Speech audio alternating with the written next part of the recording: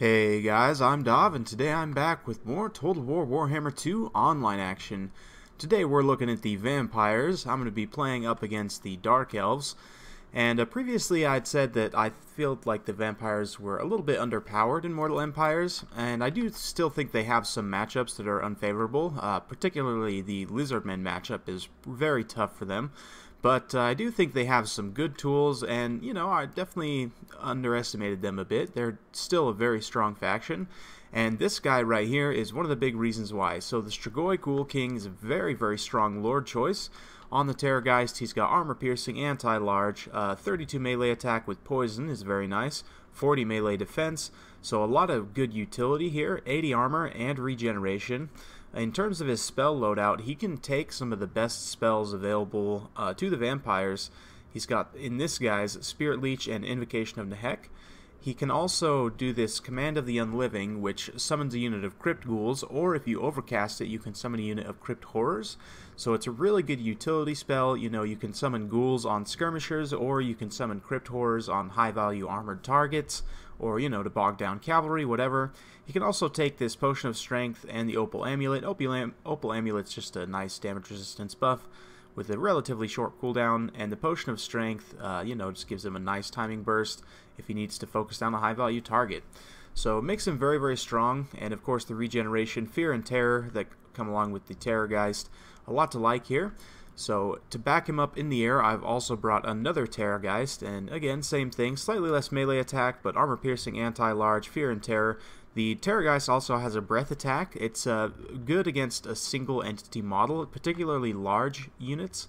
It can actually do quite a bit of damage. It's not obviously not as good as Dragon Breath, you know, but it you know, it's still pretty good considering, you know, their other stats and everything. It definitely makes them formidable against large single model targets.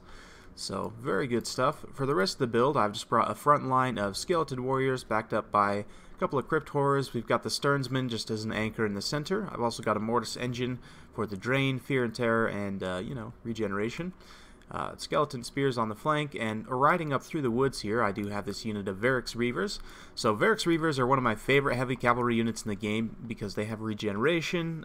Their 60 charge bonus is very good, 110 armor. Being vampire count units, they don't have the best overall combat stats, only 29 attack and 34 defense, but 60 charge bonus, 42 weapon strength, 110 armor, and the regeneration makes them a very formidable heavy cavalry unit, particularly if your opponent hasn't brought a lot of mobility to counter them.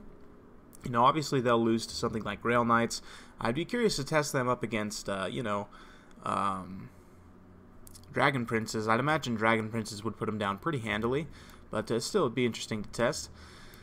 But for my opponent's army, he hasn't brought too much mobility, so it's going to be pretty advantageous for me to have those Varix Reavers. He's got Malekith up on Seraphon, very strong. Let's take a look at his spell loadout. It looks like he's got just Blade Wind, Chill Wind, and Power of Darkness, so just trying to get some AoE you know, attacks going on, help clear off a lot of the vampire fodder. Looks like he's already dropped a Gaze of Malice there and done quite a bit of damage. Pretty nice. His main line is Black Ark Corsairs, which again, great at cutting through fodder units. Harkoneth Executioners will outclass pretty much any vampire infantry, so they're very good here, although they will get kind of stomped on by things like Crypt Horrors. Blackguard of Nagaron are going to be excellent against Crypt Horrors and pretty much anything the vampires can bring. These guys are going to be very formidable. The only real way the vampires have of dealing with these guys is through shock damage or magic damage. But very strong units in this matchup. I definitely like these guys here. He's also got 3 units of Dark Shards with shields. The shields are interesting. You're not going to expect a lot of return missile fire, but it does give them a slightly higher melee defense. So, and it also gives them a really cool animation where they kind of reload it with the shield. I think it's awesome. But yeah. So it's going to be good. This is a lot of potential armor-piercing fire, so this Mortis Engine is immediately going to become a huge liability, because if all 3 of them focus fire on it, it's going to disappear in a big hurry. Looks like Malekith's dropping his Dragon Breath on the Mortis Engine as well, dealing quite a bit of damage. At this point, I'm just kind of hanging back, keeping my Terrorgeists out of line of fire of these Dark Shards while I bring my Varix Reavers up and around. We're going to now bring them down and around here to try and get on my opponent's backline.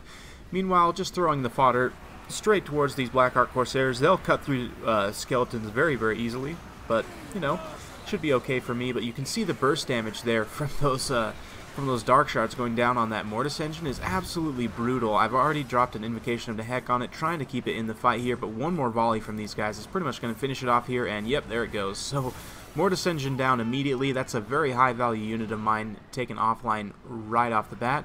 You can see my front line is suffering very, very heavily, but we have caught Malekith in the air here with the 2 Terrorgeists. The dark shards are going to try and start supporting fire here, but they will get some friendly fire on Malekith, and because they're kind of splitting their fire up, plus these guys have regeneration, it's not going to be, you know, totally great. If they had a completely open line of sight, they'd be able to do quite a bit of damage. And you can see they are doing some pretty heavy damage there. But Malekith's taking it right in the face here. He's really having a bad time in this engagement.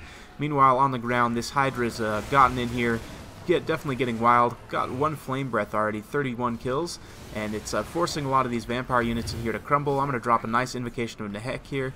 Malekith is attempting to flee away over this way, but now the murderous prowess going off for the Dark Elves, so they're going to get a nice timing burst, and very nice play here. My opponent getting the War Hydra and the Blade Wind right on those Sternsmen. Excellent work. However, they do have regeneration and a very sturdy unit overall.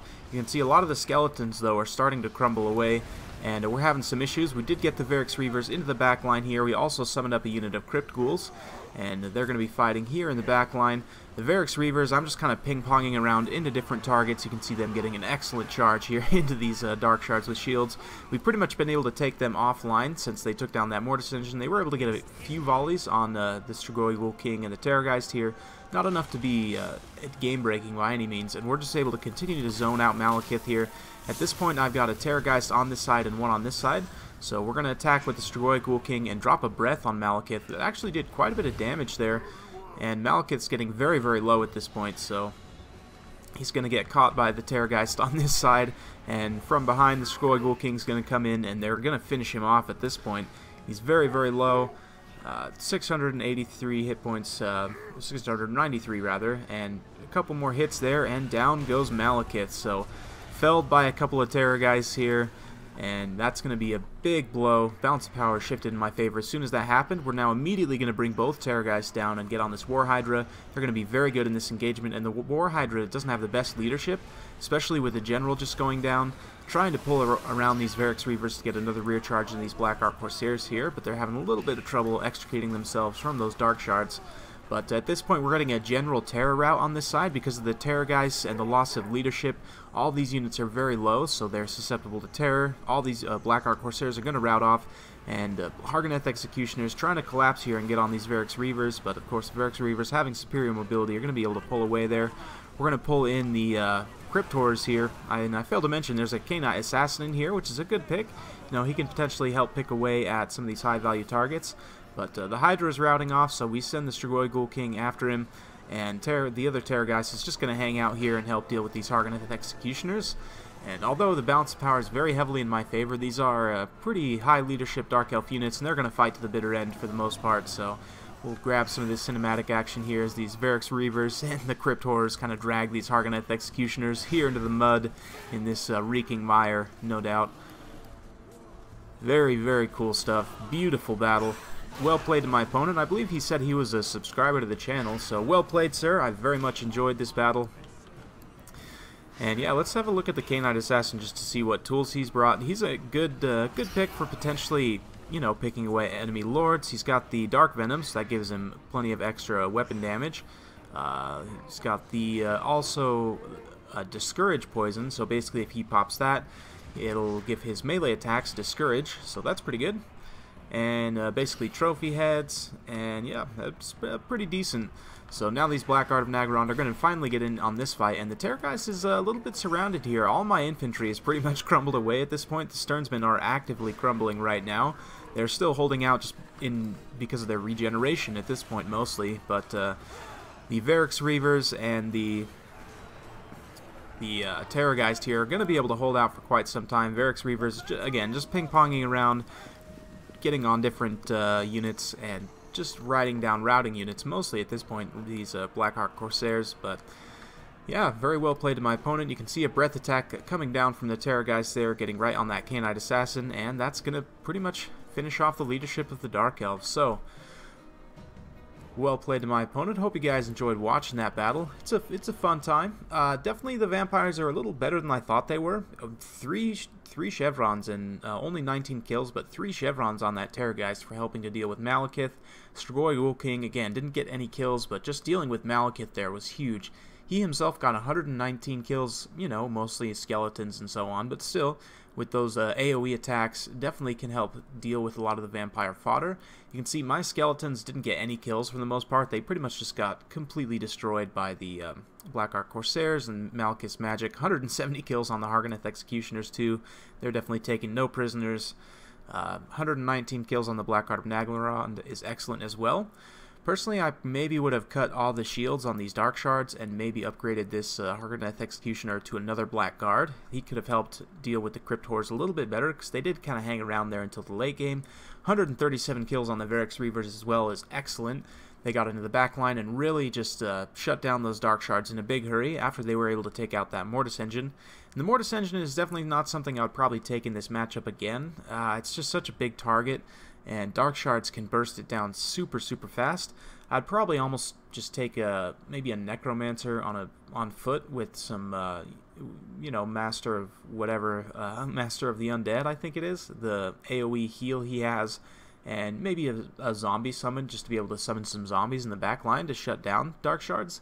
Or, you know, you could cut this and just bring more of whatever. Honestly, it's a pretty high value unit, so other than that, I really like this build. The Terrorgeists are super strong, especially if somebody tries to go in the air with dragons, which against the High Elves and the Dark Elves are probably what you're going to see.